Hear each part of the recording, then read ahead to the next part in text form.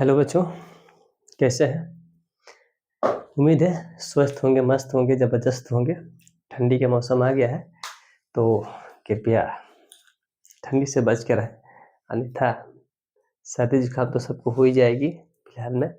कोई बात नहीं, चलिए आरडी आरबिट में आप लोग का स्वागत है। और पिछले क्लास में हम लोग फिजिक्स का फर्स्ट चैप्टर ख़त्म कर चुके थे, जिसमें मिरर, प्रकाश का परावर्तन वगैरह सब कवर हो चुका था। अब आते हैं सेकेंड चैप्टर और आज है इसका लेक्चर फर्स्ट यानी पहला क्लास। सेकेंड चैप्टर में पहला क्लास है जिसमें हम लोग अध्ययन करेंगे गोलीय पृष्ठों पर प्रकाश का परावर्तन। गोलीय पृष्ठों पर प्रकाश का परावर्तन। अब देखिए प्रकाश क्या है ये ऑलरेडी हम लोग पढ़ चुके हैं, इसका परावर्तन क्या है ये भी हम लोग जान चुके हैं, लेकिन अब जानना है गोलीय पृष्ठ पर। ठीक है, तो गोलीय पृष्ठ मतलब ये नहीं कि सिर्फ गोले से ही होगा। ठीक है, अब हम देते हैं गोलीय पृष्ठ पर कहने का मतलब क्या है। इसमें reflection of light on spherical surface यानी गोलीय पृष्ठ पर होगा। तो गोलीय पृष्ठ पर क्या हो सकता है? ठीक, यानी हमको अब प्रकाश का परावर्तन जानना है मिरर के द्वारा। दर्पण से प्रकाश का परावर्तन किस तरह से हो रहा है। ठीक, तो दर्पण आप लोग पहले पढ़ चुके हैं। दर्पण के बारे में ज़्यादा पढ़ना है तो इसका जो पहला चैप्टर है उसकी पहली लेक्चर जो है और दूसरे लेक्चर दोनों को अच्छे से पढ़ लीजिएगा, सारे डिटेल्स मिल जाएंगे। वैसे मैं बता दे रहा हूँ कि दर्पण क्या है। दर्पण दो प्रकार के होते हैं, एक समतल दर्पण होता है और दूसरा गोलीय दर्पण। समतल दर्पण है समतल और दूसरा है गोलीय।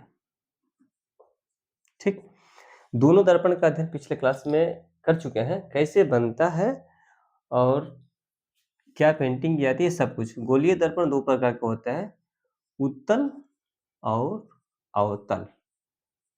ठीक, कन्वेक्स और कनकेव दो प्रकार के मिरर होते हैं। इन्हीं के बारे में हम लोग यहाँ पर गहराई से अध्ययन करना है कि इस पर प्रकाश का परावर्तन कैसे होता है। और प्रकाश का परावर्तन क्या है? जब भी किसी सरफेस, सरफेस मतलब चिकने सरफेस पे पड़ता है, चिकने तल पर पड़ता है तो प्रकाश वहां से आकर टकरा कर वापस हो जाता है।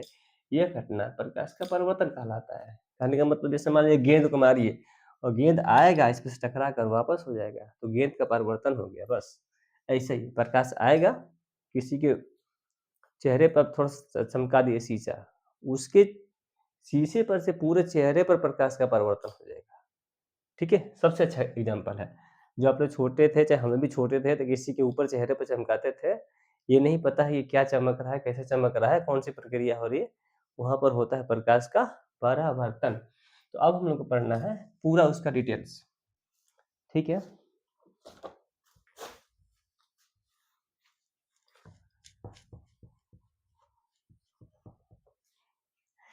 तो अब हम इसमें जानते हैं कि दर्पण, जो गोलीय दर्पण है, गोलीय पृष्ठ यानी हमें गोलीय दर्पण जानना है। तो जो गोलीय दर्पण है ये होता है बाबू दो प्रकार का। पहला क्या चीज? उत्तल और दूसरा सॉरी अवतल। ठीक है, अब हम कैसे पहचानेंगे भाई कि उत्तल कौन है अवतल कौन है? ये तो ठीक है, गोलीय दर्पण क्या है, एक खोखला गोला होता है। ठीक, और यह सब हम लोग काट करके बनाते हैं। ठीक है, तो काट कर बनाएंगे तो इसका शेप एक ऐसा हो जाएगा और इधर से काटेंगे तो ऐसे हो जाएगा। ठीक, तो हम इसको पेंट करेंगे, कलई करते हैं। अगर जो हम लोग इसको पेंटिंग बाहर के हिस्से से कर दें, ठीक, तो प्रकाश कहाँ से डालेंगे? अंदर की साइड से आएगा, प्रकाश अंदर से आएगा और परावर्तन होकर इधर चला गया। ठीक, तो अगर जो अंदर की तरफ से प्रकाश का परावर्तन हो, जिस गोलीय दर्पण में अंदर की तरफ, और से अंदर, ऐसे याद कर लीजिएगा, अंदर और से अवतल, अंदर की तरफ होगा तो अवतल दर्पण। अगर जो इसको हम अंदर से पेंटिंग करते हैं, इसे कहाँ से होगा? बाहर की तरफ से प्रकाश का क्या होगा? परिवर्तन होगा। अंदर तो प्रकाश जाएगा नहीं, टकरा के वापस आ जाएगा। तो ये उभरे हुए भाग से प्रकाश का परिवर्तन हो रहा है। कहाँ से हो रहा है इसमें? उभरे हुए भाग से हो रहा है। तो ऊ से उभरा हुआ, इधर लिखते हैं। ये कौन सा तल है? उभरा हुआ है। उभरा हुआ जब तल है तो इसको ऊ से उभरा और ऊ से उत्तल दर्पण। कौन सा दर्पण? उत्तल दर्पण। ठीक, और ये अ से अंदर, अ से अवतल दर्पण। बहुत इजी है।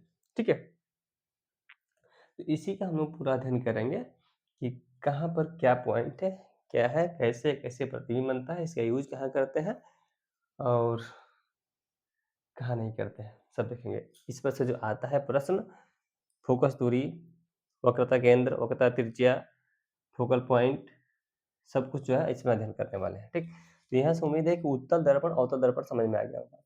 जिस दर्पण को हम लोग अंदर से प्रकाश डालते हैं या बाहर से कलई करते हैं, बाहर से पेंटिंग करते हैं, उसे हम अवतल दर्पण बोलते हैं, कनकेव मिरर। और जिसमें अंदर की तरफ पेंटिंग होती है, उभरे हुए तल से प्रकाश का परावर्तन होता है, उसे उत्तल बोलते हैं। शॉर्टकट में ट्रिक है, ऊ से उभरा हुआ तल और उससे उत्तल, एकदम कभी नहीं बोलेंगे जिंदगी में। ऐसे सेट कर लीजिए, अंदर से अ और अवतल। ठीक है, तो हम लोग देखेंगे इसमें कि इसमें और क्या क्या चीजें हैं। ठीक है, आगे देखते हैं।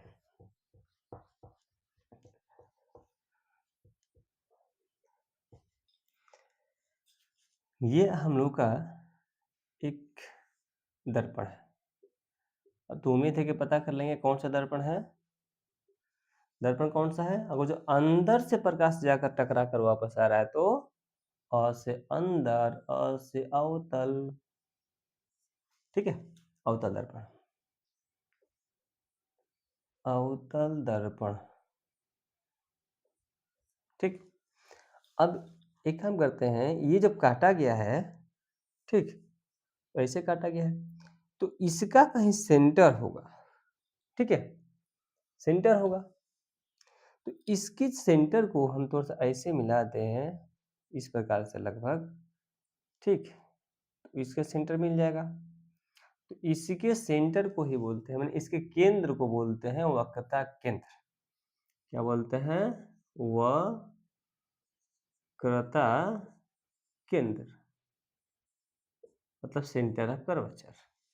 ठीक, मिरर का सेंटर ऑफ कर्वेचर है।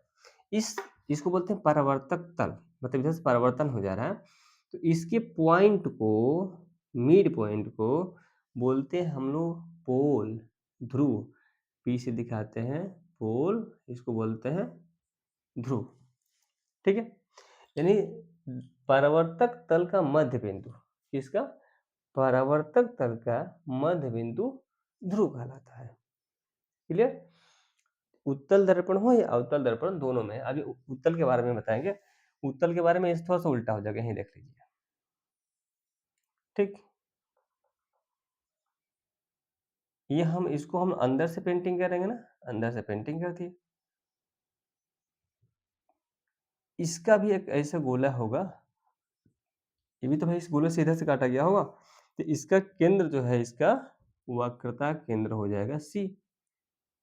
ठीक, और यहाँ इसका परावर्तक तल पूरा है, तो इसका मध्य बिंदु जो होगा बीच में, इसको बोलते हैं ध्रुव, पोल, चाहे उत्तल हो चाहे अवतल हो। ठीक है, अब आते हैं, इन दोनों को मिला देते हैं। ठीक, जब दोनों को मिला देंगे बाबू तो ये एक रेखा होगी और इसको बोलते हैं मुख्य अक्ष। क्या बोलते हैं? मुख्य अक्ष।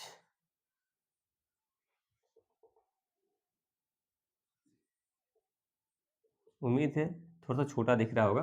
ठीक है, यहाँ लिख रहा है मुख्य अक्ष, मेन एक्सिस, मुख्य अक्ष।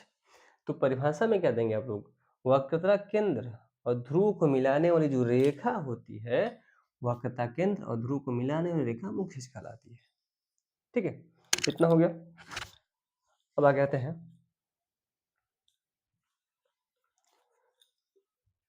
इसको मिटाते हैं इधर। ठीक, ये हम पूरा मिटा दे रहे हैं। अब मुख्य अक्ष के बाद अगर जो कोई रे, कोई लाइट इस मुख्य अक्ष के पैरेलल आएगी, आ भी सकती है, नहीं भी आ सकती है, लेकिन हम लोग यदि पैरेलल मतलब समांतर हम लोग कोई रेखा इस कोई लाइट इस पे डाल रहा है, प्रकाश समांतर जा रहा है, तो यहाँ से टकराएगा, छेद के तो जाएगा नहीं। छेद के जाएगा तो दूसरी प्रक्रिया हो जाएगी। ये टकरा कर अभी आ रहा है, जो टकरा कर आएगा तो कहाँ से हो जाएगा, मुख्य अक्ष से ही कहीं होकर जाएगा, तो मुख्य अक्ष से ऐसे जाएगा। ठीक, जब ऐसे जाएगा तो हम ऐसे एरो बना देंगे और मुख्य अक्ष को जिस बिंदु पर काटेगा या जिस बिंदु को काटते हो जाएगा उस बिंदु को बोलते हैं एफ, यानी फोकस बिंदु। क्या बोलते हैं, फोकस बिंदु। ठीक है, इसको परिभाषा देंगे, मुख्य अक्ष ये हो गया, मुख्य अक्ष के समांतर जाने वाली प्रकाश की किरण दर्पण से टकराने के पश्चात मुख्य अक्ष को जिस बिंदु पर काटती है उस बिंदु को बोलते हैं फोकस बिंदु। ठीक है, आते हैं फोकस दूरी। फोकस दूरी, फोकस दूरी को दिखाते हैं एफ से।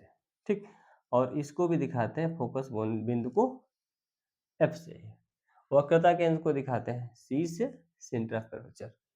ठीक, अब फोकस दूरी और फोकस बिंदु में क्या है, तो फोकस दूरी मतलब यहां से फोकस बिंदु से लेकर दर्पण के ध्रुव के बीच जितनी दूरी है, फोकस बिंदु से दर्पण के ध्रुव के बीच की दूरी को फोकस दूरी कहते हैं। ठीक है, फोकस बिंदु से दर्पण के बीच की दूरी फोकस दूरी। ठीक, और ये हम लोग का है वक्रता केंद्र। और अब पूछेगा हम लोग से वक्रता त्रिज्या। वक्रता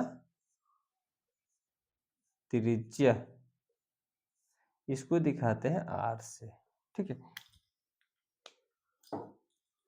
इसको दिखाते हैं हम लोग आर से। अब आर क्या है, वक्रता त्रिज्या मतलब वक्रता केंद्र से और पोल ध्रुव तक के बीच की दूरी को हम लोग दिखाते हैं वक्रता केंद्र, सॉरी वक्रता त्रिज्या। यानी वक्रता केंद्र से ध्रुव के बीच की जितनी भी दूरी होगी उसे दिखाएंगे आर से।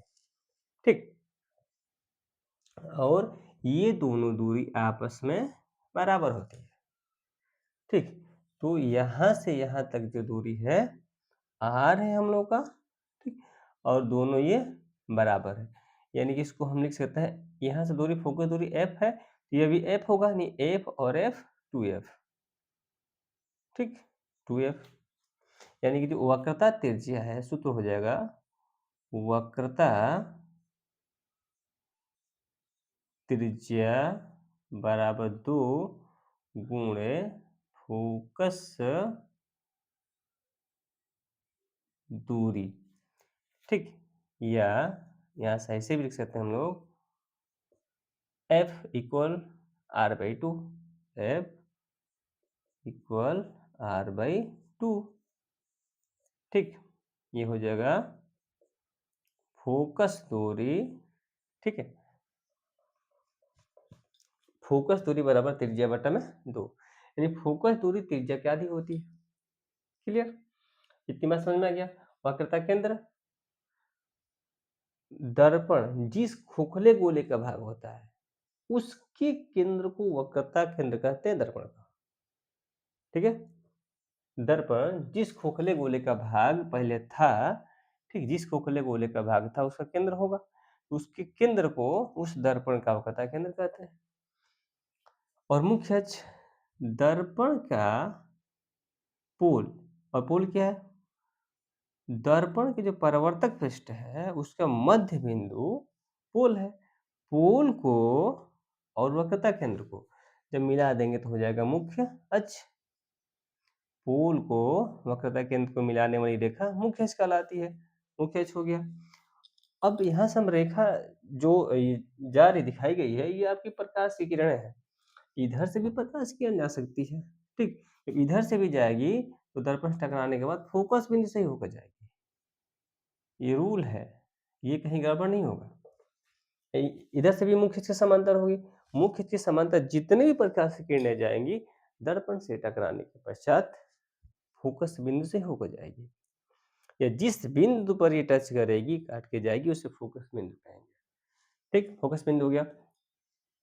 फोकस बिंदु को एफ से शो करते हैं, और ये फोकस दूरी, फोकस बिंदु और दर्पण के बीच की जो भी दूरी है, फोकस दूरी होगी। वक्रता त्रिज्या, वक्रता केंद्र से ध्रुव के बीच की दूरी को वक्रता त्रिज्या कहते हैं, ठीक। और वक्रता त्रिज्या जो होती है, फोकस दूरी के दोगुना होता है, या उल्टा भी कहें कि फोकस दूरी त्रिज्या के आधी होती है। ये सूत्र हो गया। इसे अभी हम लोग न्यूमेरिकल सॉल्व करेंगे, पहले पूरी चीजें जान लेते हैं, ठीक है। अब इतना हम इरेज करते हैं।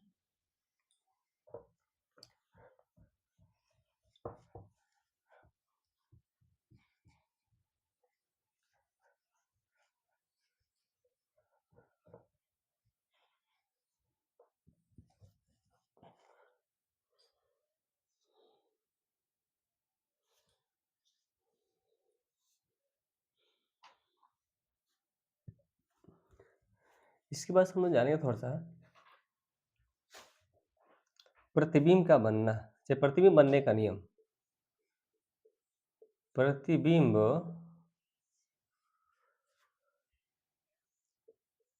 बनने का नियम।